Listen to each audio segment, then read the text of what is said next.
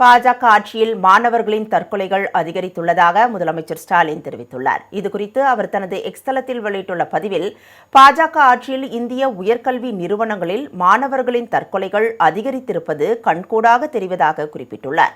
மேலும் தென்னிந்திய மாநிலங்களில் சிறுபான்மை சமூகங்களைச் சேர்ந்த மாணவர்களை குறிவைத்து மீண்டும் மீண்டும் தாக்குதல் சம்பவங்கள் நடைபெற்று வருவதாக முதலமைச்சர் தெரிவித்துள்ளார்.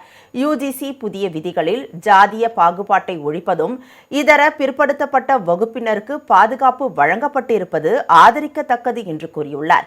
ரோஹித் விமுலா தற்கொலை போன்ற வழக்குகளில் துணைவேந்தர்கள் மீது குற்றம் சாட்டப்பட்டிருந்த நிலையில் யுஜிசி புதிய விதிகளின்படி உயர்கல்வி நிறுவன தலைமை பொறுப்பில் இருப்பவரின் தலைமையிலேயே சமத்துவ குழுக்களை அமைத்தால் எப்படி சுதந்திரமாக செயல்பட முடியும் என்ற கேள்வி எழுவதாக முதலமைச்சர் குறிப்பிட்டுள்ளார்.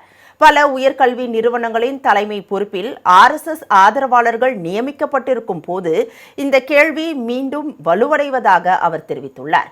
மாணவர்களின் தற்கொலைகளை தடுப்பது, பாகுபாடுகளை முடிவுக்கு கொண்டு வருவது, பிற்படுத்தப்பட்ட சமூகங்களைச் சேர்ந்த மாணவர்களின் இடைநிற்றலை குறைப்பது ஆகியவற்றில் ஒன்றிய பாஜக அரசு உண்மையிலேயே தீவிரமாக இருந்தால் இந்த விதிகளை மேலும் வலுப்படுத்துவதோடு அதில் உள்ள அமைப்பு ரீதியான குறைகளை களையும் வகையில் திருத்தியமைக்க வேண்டும் என்றும் முதலமைச்சர் ஸ்டாலின் வலியுறுத்தியுள்ளார்.